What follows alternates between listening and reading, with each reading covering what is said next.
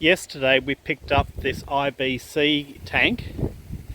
We were actually only wanting the cage, but it came with the actual tank inside it, so we're going to make use of it. I've already taken off the bars on the top. We're going to go and take the tank out, and we're going to use the cage for firewood storage. Now what I'll probably end up doing is seeing whether I can use the plastic tank for something as well. It's actually got the tap on it still, which seems to be in good condition. So we might see if we can turn the bottom part of it into a duck pond for the ducklings. And I'm thinking the top half, or top 3/4, I might see if I can turn it into a brooder box. It's quite a large size, and having a brooder box that size means I won't have to go and empty out the smaller brooder boxes I've got so often. So let's see how we go. So here we are. One IBC cage turned into firewood storage. Now I've gone and cut the front out here to make it a little bit easier to reach in for firewood at the back or at the bottom of the cage, rather than having to reach through the bars.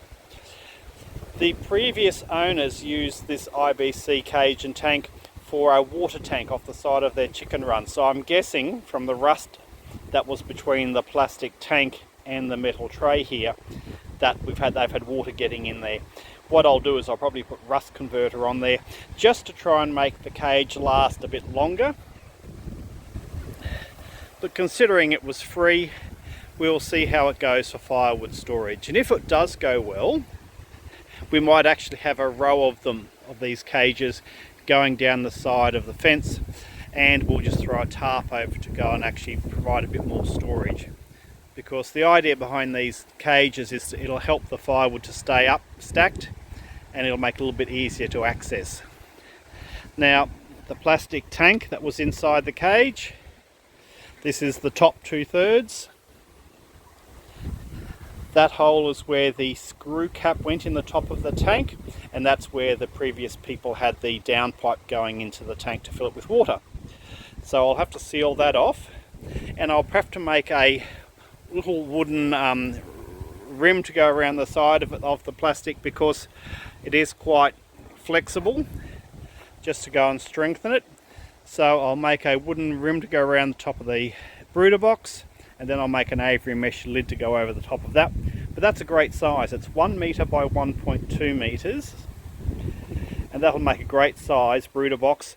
Could also be used as an isolation ward for something that's sick, or even if we needed to. It's high enough we could actually put a clucky hen in there with chicks if you're sitting on eggs. So that's the top part of the tank. And here is the bottom third of the tank.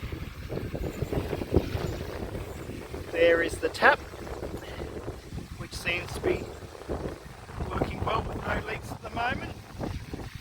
Now, if I'm going to turn this into a duck pond, I'll have to do a wooden frame around it, maybe even with treated pine sleepers or something like that, and a ramp going in for the ducks to get in and out.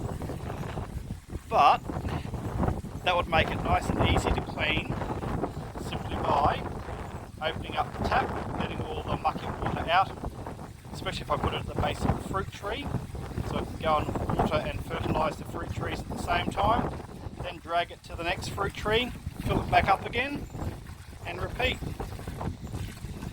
So I'm really happy with that tank and the cage. We were actually only going to go and get the cage, but the tank was with it still, and it was free, so you can't complain about that.